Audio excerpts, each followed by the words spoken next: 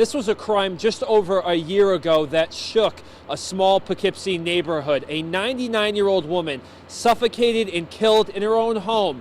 And today, her killer was sentenced for that and much more. Well, Tanja, this morning, this is what it was all about. This light, flaky snow, which jumped more than 4 inches here in Middletown, as many of you had to clean it up. Breckett says more than 50 of the 300 trees in the village need to be replaced. Some, like this one, which have taken a toll over the years, so her group has a plan. Well, good evening, Kate. Witnesses could only describe this crash as horrific, but today, for family and friends, it wasn't about how it happened, but rather the 2 lives that were taken from it. But its history could soon change once again, as some town officials are crossing their fingers. This is just one of the 2 fire hydrants that were completely frozen last night, leading to this fire to spread so quickly, damaging these 12 apartments and leaving all of its residents out in the cold. This new barn is more energy efficient, Haskins says, compared to the old one that was built in the 1960s. Well, good evening, Kate. Since his arrest in December, county legislators have been calling for him to resign, and they say since then they haven't heard from him in nearly a month. And tonight, that was the same story. Firefighter Timothy Gunther was hired by the fire department in 1994. He was stationed on Engine 2 at the Main Street Firehouse right behind me Monday, and he gave his life doing what most of us wouldn't do.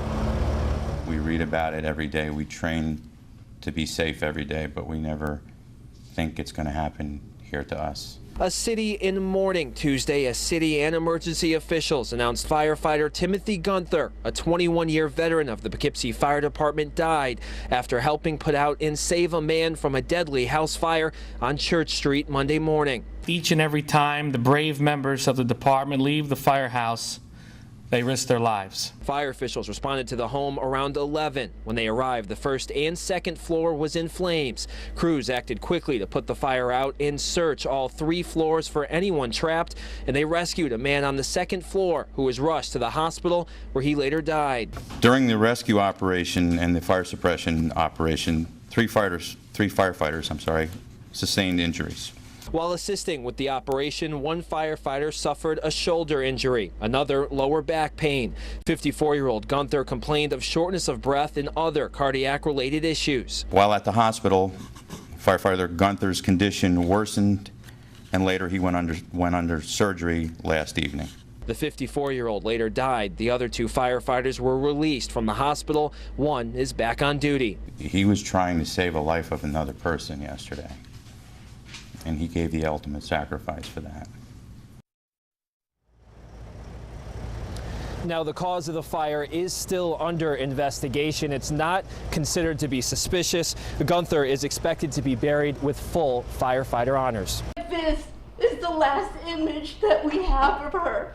Holding pictures of her daughter, Sandra McCloskey tried to hold back her emotions in court Tuesday afternoon, remembering the night she was told her daughter was killed. We will never see Sarah graduate from college.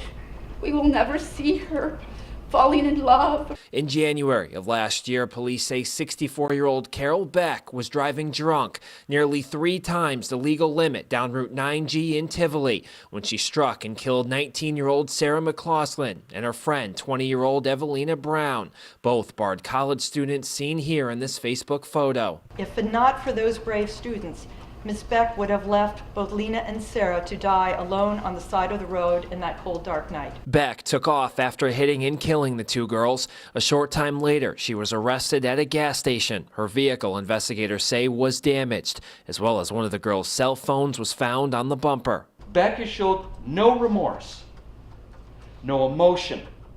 She initially pled not guilty. The January incident wasn't the first time Beck was arrested for driving drunk. Tuesday, she admitted to the crime, taking a plea of 7 to 21 years in prison for aggravated vehicular homicide and 2 1/3 to 7 years for leaving the scene of an accident. Both will be served concurrently. I want Evelyn and Sarah's loved ones all to know how sorry I am. Every single person who enabled Carol in this behavior is responsible. Now, the judge denied Beck parole, meaning that she will serve at least 7 years in prison. And as for the families of the two students, Sarah McCausland's mother said in court, quote, "This is a nightmare that we will never wake up from." In Poughkeepsie, Michael Howard, Time Warner Cable News. I think got out of whack about that. Oh, this I think is fine. On a Saturday morning, there was a sound in St. Mary's Church in Poughkeepsie. Well, at least we might know what we got to do to get it fixed, at least. One of teamwork and a little elbow grease. Everybody who comes in here has a story. As a small group was brought together by some broken objects. I set up my tools, but then I also brought a clock to be repaired by Bruce. It's called a repair cafe. This one in Poughkeepsie started last August. It's a really simple concept of a community event that helps people bring things back to life. More than 15 volunteers with skills in everything from computers to woodworking help anyone who comes in the door fix just about anything for free. That's why people are here, to help one another and feel good about it. The idea started in Amsterdam in 2009. Does it boot up otherwise? Does it show anything on the screen? This being the third one in Poughkeepsie. You don't need to be a business person or an expert, but just have a curiosity about how to fix things. And since its beginning, the amount of volunteers and customers have more than doubled. I think we have at least 20 people, and we've only been here about an hour. And the idea is growing nationally as well, with more than 700 held each year worldwide. I think a lot of people are tuning in to the idea that they could fix it, and then they don't have to buy anything new.